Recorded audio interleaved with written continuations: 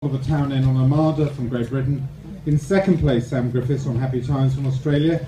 And in first place, Andrew Nicholson on Avebury from New Zealand. So if I could start with Oliver Townend, if I could pass, if there's a switch on the top or at the bottom, Oliver.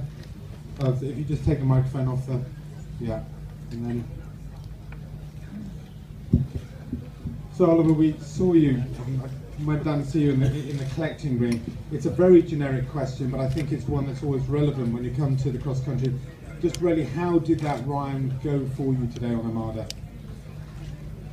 Well, hopefully good. I'm sat here, but no, you know, we all know Armada and what a wonderful cross country horse he is, and obviously there's always a bit of pressure on yourself because it's basically if you put him in the right place to jump the fences and put him in the right gear, then 95% of the time he'll help you and do his best. But I thought that it was very surprising how quickly I ended up behind time, especially after I'd had a bit of a wiggle at the trout hatchery, and we all know how fast he has been in the past and what a good galloper he is, but I was going as nearly as quick as I dare. Thank you. So any questions for Oliver? Yes? Did you think at the trout hatchery, because I saw you, were you a bit worried at that point? Were you worried at the trout hatchery? The point that he didn't bend one front leg on. Yeah.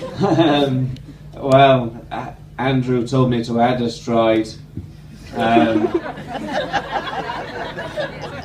you listened to him? Yeah. And Armada left a leg properly, which he's never felt to have done with me before. He must have done it at some stage, but he's obviously he did leave. He felt to leave a leg properly. I thought it was back on Flint Curtis. Any more questions for Oliver? No? All happy? If we could then pass it to Sam Griffiths, who has been quite a regular visitor here in the media centre over the last 3 days. Sam, Oliver alluded to the fact about the time. What was your feeling as you were going around the course about the time and whether you were going with Happy Times? Well, I was fairly early on, so I didn't know quite how influential the time was going to be. I had feedback that no one was getting close to it, so my horse has got a lot of thoroughbred in him and he's a great galloper, so I thought, you know, he's been around this course a few times before, I'll just give it a bit of a cut and try and go as fast as I can.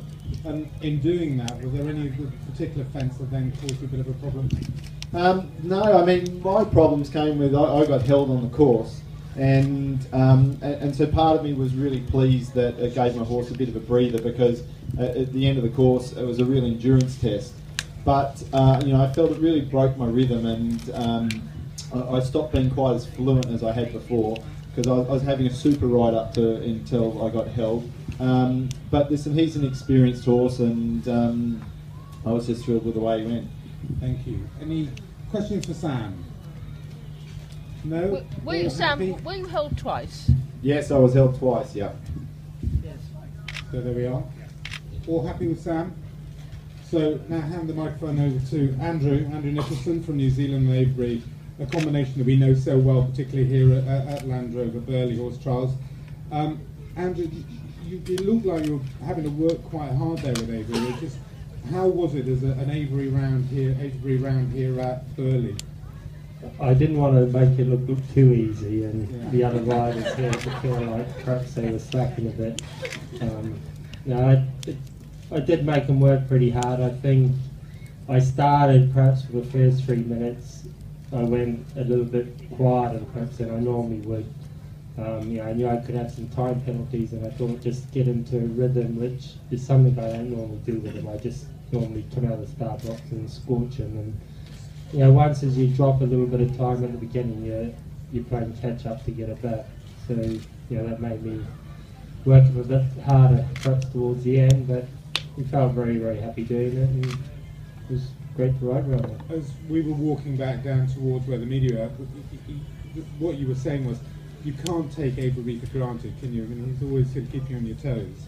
Yeah, he feels the best when I am riding them like I've stolen them. And the first 3 minutes I was trying to get nice and straight and do all the proper riding, but keep my heels down and rise up.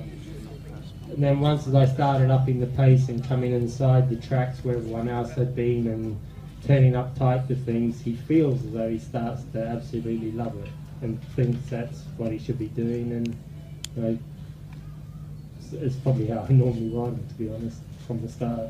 Thank you. Any questions for Andrew? Okay, well there we are. That was very easy. Thank you very much. Now, if you could just pass the microphone to Captain Phillips, if you would. Captain Phillips, I was just wondering, it's again quite a facile question, but all those months ago when you stood down to sort of think about your course, did it ride as you expected it to? I was actually quite pleased with the fences. The fences sort of pretty much rode like we were expecting. The time, I don't know where that came from. That was totally unexpected. I was totally expecting, you know, these good horses, good riders, to be able to get inside the time. It was almost as if I sort of picked the wheel up a minute from the end. I mean, and I didn't. I mean, and what the GD measured, I measured it, a whole lot of people measured it. But there was something different in the ground, in the turns this year that made the time impossible to get. And I'm not sure that's totally a good thing for the sport, because it puts horses under a lot of pressure at the end. And as I said, that one, for me, came out of nowhere. I was totally not expecting that. Thank you for that. Any questions for Captain Phillips? Yes? Were you expecting the hurdles to be so influential? Were you expecting the hurdles, Roger, to be so influential? I have to say that wasn't a total surprise.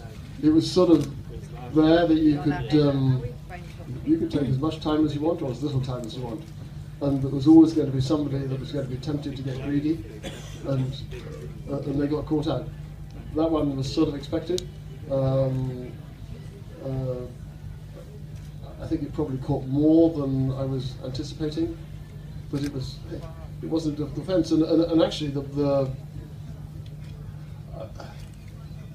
like Andrew at the end went outside, and that was really for me it was the best solution, because you could keep the flow more and therefore keep the speed more constant and make it less tiring for the horse.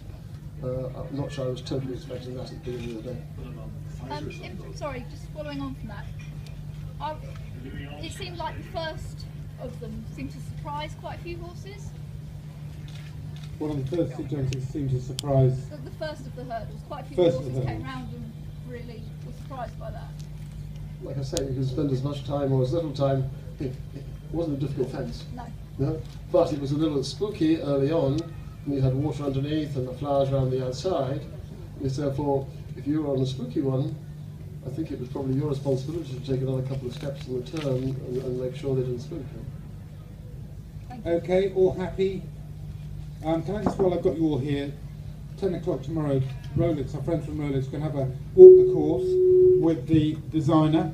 20 accredited media, so if you want to register your interest, please meet at the entrance at 9:45 tomorrow.